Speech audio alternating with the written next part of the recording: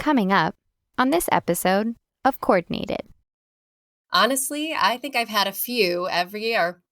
Same with me. In fact, I don't ever remember a year without something coming up, even with the best plans and organization. Well, as you just said, incidents can happen.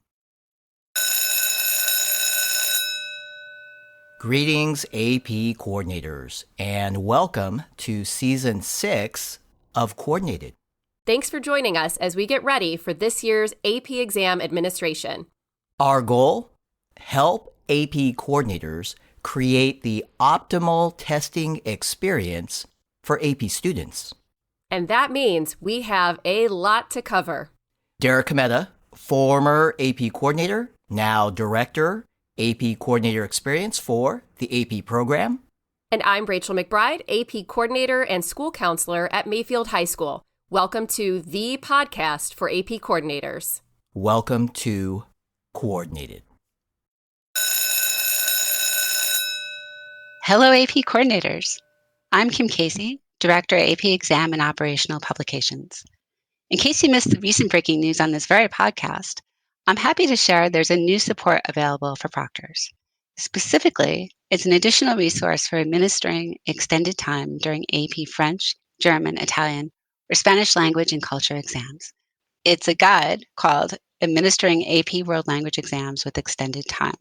Proctors can refer to this guide on exam day while testing students who have College Board approved accommodation for 50% or 100% extended time. It features step-by-step guidance for managing the timing and CD player during the exam. An important reminder, though, you'll still need the full proctor script and the 2022 AP exam instructions book. There's a link in the show notes for your downloading convenience. We hope you'll find the guide to be helpful. Thanks for all your help, AP coordinators, and good luck with your AP exam administration. Season 6, Episode 17. IR Reports, the online option. Hello, Rachel. Hello, Derek. Rachel, are you ready to talk about something new? Something we hope you never need to use, but good to have when you need it. Exactly. We're talking about a brand new option this year for AP coordinators.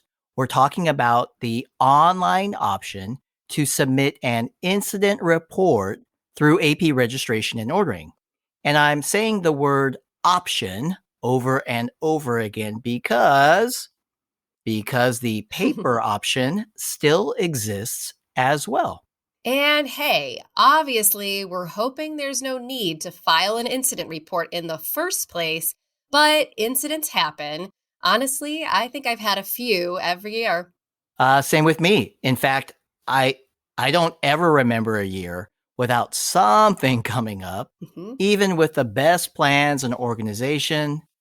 Well, as you just said, incidents can happen. And if those incidents happen to be on the table that starts on page 76 of the AP Coordinators Manual Part 2, well, coordinators submit what's called an incident report. And Rachel, I'd like to start by saying thank you. You're welcome. But what are you saying thank you for? I'm saying thank you to you and to many other AP coordinators for their feedback on the process of submitting an incident report. This new online option is something that experienced coordinators have been asking for, and AP is excited to make it happen. So, thanks for the feedback. Keep it coming. So, before you share some additional details about the online option, let's review the paper option, if that's okay. Please do. Well, there's not too much to say because there's nothing new here. The paper incident report form, or IR form, is provided to schools with their exam shipment. If needed to report an incident, the IR is still completed and submitted in the IR envelope with the corresponding exam materials. There are no changes to this process. So, Derek, I'm ready to hear more about this online IR option. Where is it? How do we find it? And how do we use it? Great question, or perhaps I should say questions. The online link will be visible in AP registration and ordering in April on the students page. The link will go live once testing begins. The words incident report submission, those words link to a blank online IR form for coordinators to complete and submit. And the words view history, those words will link to a log of all submitted online IRs. I like that. Having that log is helpful. What else do I need to know? It can't be that simple. Actually, it pretty much is. Here are a few other important details. Nothing that I think will surprise you, Rachel. To start, for each incident, use one option or the other. By that I mean use the paper or online option, not both. Now, you can use different options for different incidents, which means you can submit a paper IR form for one incident and an online IR form for a different incident if that's easiest for you in the moment. And here's an important point. Please submit online IRs before you return each exam shipment. If you submit an online IR, do not send a paper copy of it. In other words, do not print the screen and send a copy. That's just not necessary at all. All right, got it. So paper or online, not both. That makes sense to me. And what about the exam materials? Glad you asked. So with the online option, please use the IR return envelope to return any necessary exam materials indicated for the incident. This is the same IR return envelope for those who use the paper option. Okay, got it. And speaking of paper, when I've submitted paper IRs in the past, I kept a copy of the IR form for my records. No copies of the exam materials or answer sheets, of course. Just the form itself, Derek, don't worry. I was about to jump in there, but I should have known better. So I know this is the first year with the online IR option, but I already have a best practice to share with our listeners. Ooh, I like it. Being proactive with some insider podcast information. What is it? AP coordinators, when using the online option for IRs, please have all the required information ready to go at the start. You cannot start completing an online form and quote unquote save it for later. If you stop before it's complete, you'll likely have to start all over again. So take a look at the entire online form before you start to make sure you have all the information needed to complete all the required fields all at once. Now, that is a great tip. Thanks for sharing.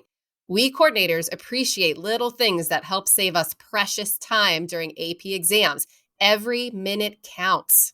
I'd say every second counts. It does.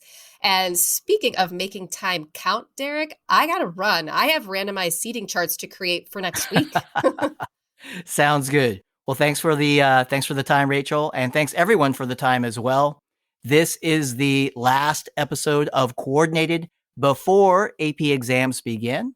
So let me formally say good luck to all our listeners. We've got this, Derek. No doubt in my mind at all. And everyone will be with you all the way through the month of May. Next week, we'll talk about late testing and unused exams. Don't miss it. We'll talk with you then.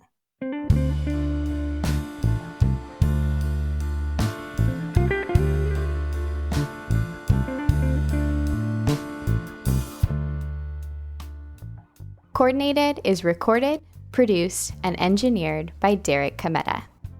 Derek also co-authors the show, along with Kimberly Casey and Rachel McBride.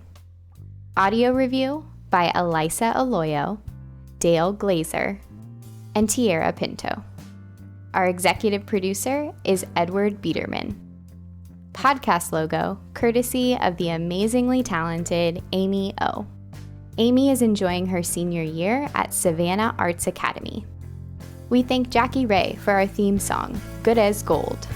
Jackie is a former AP Music Theory student at Oakton High School. Additional vocal support by myself, Carly Suge, AP Coordinator at Costa Mesa High School in Southern California. Special thanks to all my colleagues in the AP program for supporting our show. And AP coordinators, we cannot say it enough. Thank you. We appreciate you, and for all your support of AP students, you are truly good as gold.